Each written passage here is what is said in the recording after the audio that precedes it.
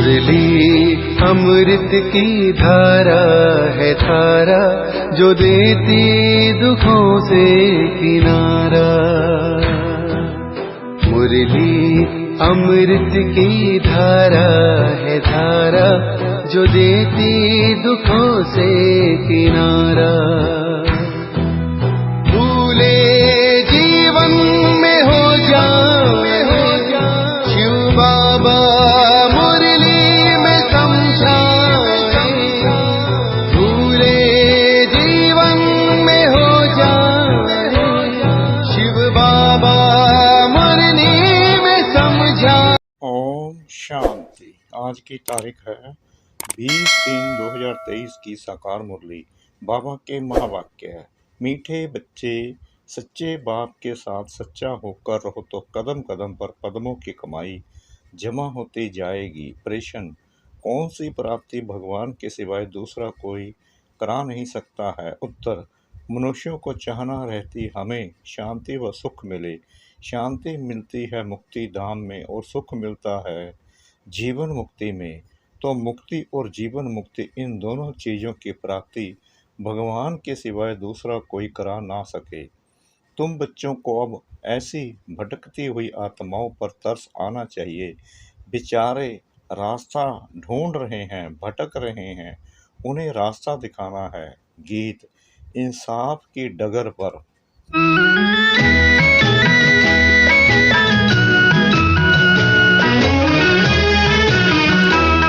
इंसाफ की डगर पे बच्चों दिखाओ चल के, ये देश है तुम्हारा, नेता तुम ही हो कल के। इंसाफ की डगर पे बच्चों दिखाओ चल के, ये देश है तुम्हारा, नेता तुम ही हो कल के। ओम शांति। यह गीत भी बच्चों के लिए है, क्योंकि सच्चाई पर सच्चे बाबा के डायरेक्शन पर बच्चे ही चलते हैं। फिर कोई तो अच्छी रीति चलते हैं, कोई नहीं भी चलते हैं। जो चलेंगे वही ऊंच पद पाएंगे, नहीं चलेंगे तो वह ऊंच पद पा नहीं सकेंगे। बाप व साजन के साथ सच्चा रहना है, क्योंकि उनकी सच्ची मत मिलती है। दूसरे सब झूठी मत देते हैं। मनुष्य को सब झूठी ही मत देते हैं। गाया हुआ है, झूठी माया झूठी काया। यहाँ तो झूठ ही झूठ है, सचखंड में झूठ होता नहीं। जिस सचखंड के लिए तुम पुरुषार्थ कर रहे हो, तो बच्चों को बाप से बहुत सच्चा बनना है। फिर भी बेहद का बाप है। सच्चा हो रहने से कदम कदम पर पदमपति होते रहते हैं। झूठे तो पदमपति नहीं बनेंगे। तो बाप के साथ झूठ बोलना बड़ा खराब है। सदैव सच्चा हो रहना चाहिए, नहीं तो सचखंड में इतना पद पा नहीं सकेंगे। अच्छा, यह तो हुई बच्चों प्रति सावधानी। अब बच्चों को किसको समझाने की तरकीब भी सीखना है कि बेसमझ को कैसे समझाएं। बेसमझ क्यों कहा जाता है? क्योंकि मनुष्यों को समझ नहीं है। कहते तो हैं कि मनुष्य सृष्टि रचने वाला परमात्मा है, तो वह हुआ रचता, परंतु रचना को फिर यह पता नहीं है कि हमारा रचता कौन है। भक्ति आदि करते हैं शांति अथवा सुख के लिए। हम तुम भी ऐसे करते थे जबकि बाप नहीं मिला था। कृष्ण का भजन करते हैं, उनको याद करते हैं, उनको मनाने की साधना करते हैं, परंतु उनसे क्या मांगते हैं कुछ पता नहीं रहता। हमारा रहने वाला कौन है कुछ भी नहीं जानते। तुम बच्चे जानते हो, जब तक बाप नहीं मिला था तो हम अनेक प्रकार की साधना भक्ति आदि करते आए। करते करते रिजल्ट क्या हुई? कुछ भी नहीं। सृष्टि को तो तमो प्रधान बनना ही है। फिर इतनी जो साधना करते हैं उससे कुछ मिलता है वह नहीं। यह विचार भी नहीं किया जाता है। अब समझते हैं कुछ भी मिलता नहीं। हमको चाहिए क्या, यह भी कोई की बुद्धि में नहीं है। सन्यासी कहेंगे निर्वाण धाम में जाने के लिए हम साधना करते हैं, परंतु वह तो जिसको रास्ते का पता ही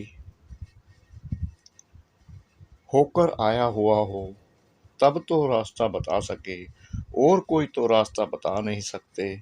जो आते हैं उन्हों को पुनर्जन्म तो लेना ही है, अंत तक पुनर्जन्म तो लेते आना है। जब तक सृष्टि का विनाश हो व सृष्टि रूपी झाड़ जड़ीभूत हो तब तक तो सबको रहना है। मनुष्य कईयों के लिए समझते हैं फलाना ज्योति ज्योत समाया, बैकुंठवासी हुआ बस स्वर्ग पधारा। अब वास्तव में स्वर्ग तो पधारा कोई नहीं है। स्वर्ग कहाँ होता है, निर्वाण धाम कहाँ होता है, वहाँ क्या होता है, वहाँ जाकर फिर आना कब होता है, कुछ भी नहीं जानते। तुम सब कुछ जानते हो नंबरवार पुरुषार्थ अनुसार। कोई भी आए तो उनसे पूछना चाहिए तुम क्या चाहते हो। गुरु करते हो तो दिल में चाहना क्या है, वास्तव में उनकी चाहना को तुम ब्राह्मण ब्राह्मणियाँ जानते हो। चाहना क्या रखनी चाहिए, किस बात की चाहना रखनी है, यह भी कोई जानते नहीं। यहाँ कुछ अच्छा नहीं लगता है तो इनसे छुटकारा पाने की साधना करते हैं। अब जाने के लिए धाम है दो, निर्वाण धाम वह है शांति धाम, वहाँ आत्माओं का निवास होता है। क्या तुम उस धाम में जाना चाहते हो? तुम बच्चों को तरस पड़ना चाहिए, बेचारे भटकते रहते हैं, रास्ते को कोई नहीं जानते ही नहीं। गाइड है ही एक, वह सभी को दुखों से छुड़ाकर सुखधाम में ले जाने वाला या जीवन मुक्त बनाने वाला एक ही है। वह जब तक ना आए तब तक कोई को भी मुक्ति जीवन मुक्ति की प्राप्ति हो नहीं सकती। यह दोनों प्राप्ति है ही एक बाप के पास। जब तक भगवान भक्तों के पास ना आए तो वह चीज मिल नहीं सकती। स्वर्ग में सुख और शांति दोनों हैं। शांति क्यों कहा जाता है? क्योंकि वहाँ लड़ाई झगड़ा आदि होता नहीं। बाकी असली शांति धाम तो है निर्वाण धाम, जहाँ सभी आत्माएं शांत रहती हैं। फिर आत्मा को जब ऑर्गन्स मिलते हैं तो बोलती हैं, तो वहाँ सुख शांति दोनों ही हैं। सुख होता है संपत्ति से, वहाँ यानी सतयुग में तो संपत्ति बहुत है।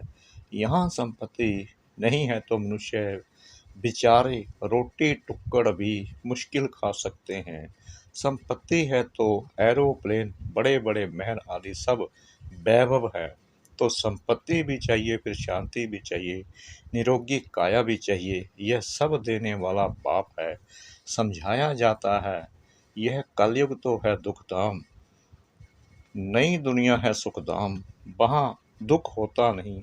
पवित्रता सुख शांति वहाँ सब है। दूसरा है मुक्ति धाम, वहाँ कोई सदैव रह नहीं सकता। पुनर्जन्म ले फिर पाठ जरूर बजाना है। परम धाम में तब तक रहते हैं जब तक पाठ में आए। सच्चे स्वीट होम को याद करते हैं। नाटक में हमेशा नंबर्स की लिमिट होती है। फलाने ड्रामा में इतने एक्टर्स हैं, यह तो अनादि बना बनाया ड्रामा है, लिमिटेड नंबर है। भारत में 33 करोड़ देवताओं की लिमिट है। इस समय तो बहुत कन्वर्ट हो गए हैं। तो पहले पहले जब कोई आए तो उनसे पूछना है दिल में क्या आश है, क्या चाहते हो। दर्शन से तो कोई फायदा नहीं। गुरु के पास कोई आश लेकर जाते हैं, एक तो आश रहती है कुछ मिले, आशीर्वाद दे हम फलाने में जीते। कोई कहते हैं हमको ऐसा रास्ता बताओ जो हम सदैव शांति में रहें। मन बड़ा चंचल है, बोलो शांति तो मिलेगी परम धाम में। एक है शांति धाम, दूसरा है सुख धाम, तीसरा है दुख धाम। तुम क्या चाहते हो? तो फिर हम बताएं कि यह साधना अथवा पुरुषार्थ करो। साधना व पुरुषार्थ एक ही बात है। भगत साधना करते हैं और जगह जाने लिए अथवा वापिस परमधाम जाने लिए मोक्ष तो कोई पा न सके, यह बना बनाया ड्रामा है। सन्यासी को फिर अपने सन्यास धर्म में आना ही पड़ेगा। क्रिश्चियन धर्म फिर क्राइस्ट द्वारा जरूर स्थापन होगा। सत्युग नई दुनिया में पवित्रता, सुख, शांति सब है। उनको कहा जाता है सुखधाम, शिवालय। यह है विशालय। तुम क्या चाहते हो?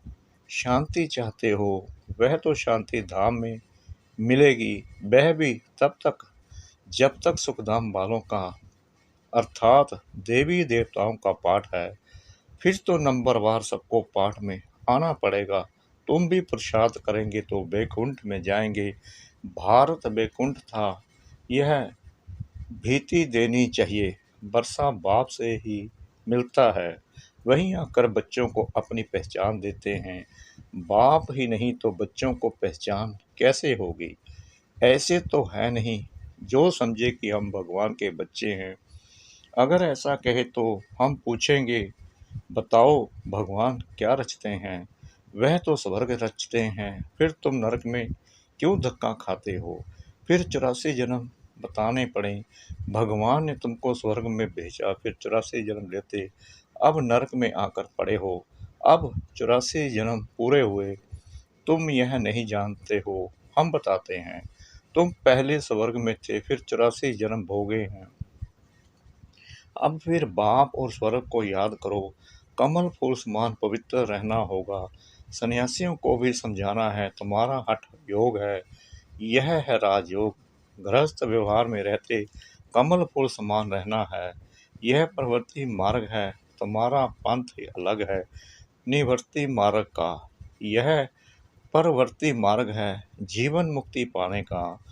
हमको भी बाबा ने बताया है, अब तुम बाप को याद करो तो अंतमति सोगति हो जाएगी। विकर्मों का बोझा विनाश तब होगा जब बाप को याद करेंगे।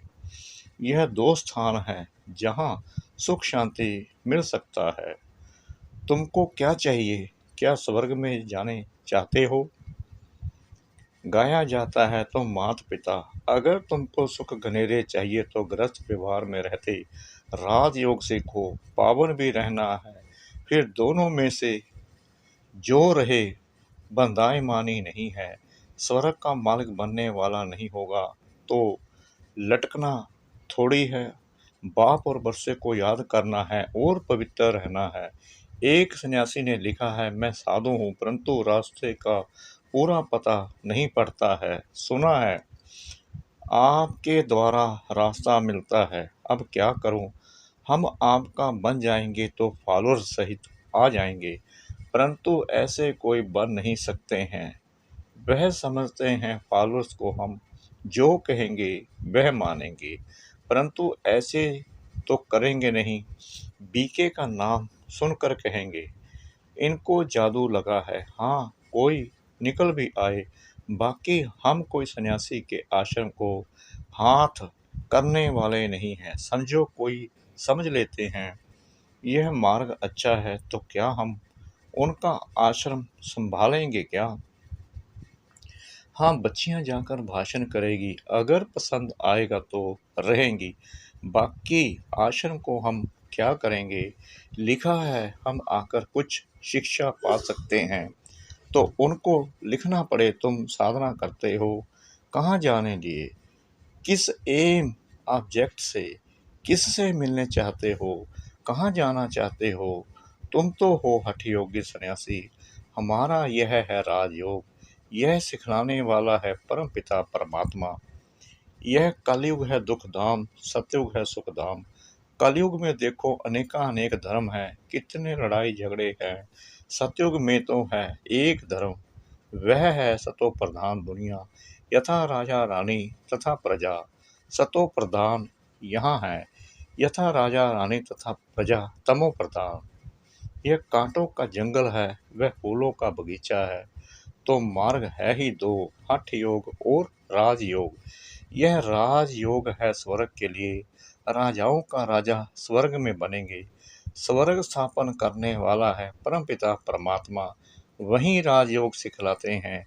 सन्यासी कहे हम सन्यास में ही रहे तो ज्ञान उठा ना सके, गृहस्थ व्यवहार में रहना पड़े। यह एक लॉ है, जिसको छोड़ भागे हो उनका फिर कल्याण करना है। पहले तुम अच्छी रीति समझो, फिर चैरिटी बिगन्स एट होम। तुमने स्त्री को छोड़ा है, अगर बाल ब्रह्मचारी होगा तो माता पिता को छोड़ा होगा, उनको भी समझाना है। कायदे कानून तो पहले समझाने हैं, पुरानी दुनिया को नया बनाना यह तो बाप का ही काम है। बाप को परम धाम से आना पड़ता है, वह है पतितों को पावन, नरक को स्वर्ग बनाने वाला। स्वर्ग में रहते ही हैं देवी देवता, बाकी सब निर्वाण धाम रहते हैं। सबको सुख शांति देने वाला वह एक ही है। बाप आते ही हैं एक धर्म की स्थापना कर बाकी सबका विनाश करने, और सब परम धाम में जाकर निवास करेंगे।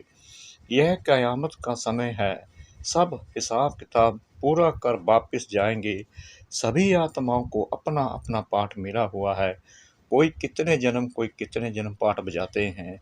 सबको तमो प्रधान बनना ही है, बाकी वापस कोई जा नहीं सकते, ना फिर मोक्ष ही होता है। बाकी हुई मुक्ति जीवन मुक्ति, हम जीवन मुक्ति के लिए पुरुषार्थ करते हैं, इसमें मुक्ति भी आ जाती है। तुम अगर मुक्ति चाहते हो तो अच्छा बाप को याद करो तो विक्रम विनाश हो, और तुम बाप के पास चले जाएंगे। यह एक ही रास्ता स्वयं बाप बतलाते हैं, और सब दर्शन चक्कर भी फिराते रहेंगे। पढ़ाई पढ़ते रहेंगे तो स्वर्ग में आएंगे। तो सन्यासियों को फिर गृहस्थ व्यवहार में जाना पड़े, हिम्मत चाहिए। एक ज्ञानेश्वर गीता है जिसमें यह लिखा हुआ है, बोला एक बच्चा देकर सन्यास करो तो कुल की वृद्धि होगी, फिर तो कोई बाल ब्रह्मचारी हो ना सके। बाल ब्रह्मचारी भीष्म पितामह का तो बहुत मान है, परंतु मनुष्य तो एक दो पर एतवार यानी विश्वास भी नहीं करते हैं। समझते हैं गृहस्थ में रहते और विकार में ना जाएं, यह हो नहीं सकता। लेकिन उन्हें कोई भगवान सर्वशक्तिवान की मदद थोड़ी है, ना कोई में राजयोग सिखाए स्वर्ग की स्थापना करने की ताकत है। सबको दुखों से छुटकारा दिलाकर सुख में ले जाना, यह सिवाय परमात्मा के कोई कर नहीं सकता। दोनों दरवाजों की चाबी बाप के पास है। स्वर्ग का फाटक खुलता है तो मुक्ति का भी खुलता है। मुक्ति में जाने सिवाय स्वर्ग में जा कैसे सकते, दोनों गेट्स इकट्ठे खुलते हैं। अच्छा मीठे मीठे सिखला दे बच्चों प्रति माता पिता बाप दादा का याद प्यार और गुड मॉर्निंग। रूहानी बाप की रूहानी बच्चों को नमस्ते। हम रूहानी बच्चों की रूहानी बाप दादा को श्रद्धा भरी प्रेम भरी नमस्ते। शुक्रिया बाबा, शुक्रिया बाबा, शुक्रिया बाबा, इस मीठी मीठी मीठी मुरली के लिए। धारणा के लिए मुख्य सार। नंबर 1, मुक्ति के लिए बाप को याद कर विक्रम विनाश करने हैं, और जीवन मुक्ति के लिए सब दर्शन चक्रधारी बनना है। पढ़ाई पढ़नी है। नंबर 2, रहम दिल बनकर भटकने वालों को घर का रास्ता बताना है। मुक्ति और जीवन मुक्ति का बरसा हर एक को बाप से दिलाना है। वरदान, रूहानियत में रहकर सब मान की सीट पर बैठने वाले सदा सुखी सर्व प्राप्ति स्वरूप भव। हर एक बच्चे में किसी न किसी गुण की विशेषता है। सभी विशेष हैं, गुणवान हैं, महान हैं, मास्टर सर्व शक्तिमान है। यह रूहानी नशा सदा स्मृति में रहे, इसको ही कहते हैं सब मान। इस सब मान में अभिमान आ नहीं सकता। अभिमान की सीट कांटों की सीट है, इसलिए उस सीट पर बैठने का प्रयत्न नहीं करो। रूहानियत में रहकर सब मान की सीट पर बैठ जाओ तो सदा सुखी सदा श्रेष्ठ सदा सर्व प्राप्ति स्वरूप का अनुभव करते रहेंगे। स्लोगन, अपनी शुभ भावना से हर आत्मा को दुआ देने वाले और क्षमा करने वाले ही कल्याणकारी हैं। अपनी शुभ भावना से हर आत्मा को दुआ देने वाले और क्षमा करने वाले ही कल्याणकारी हैं। ओम शांति।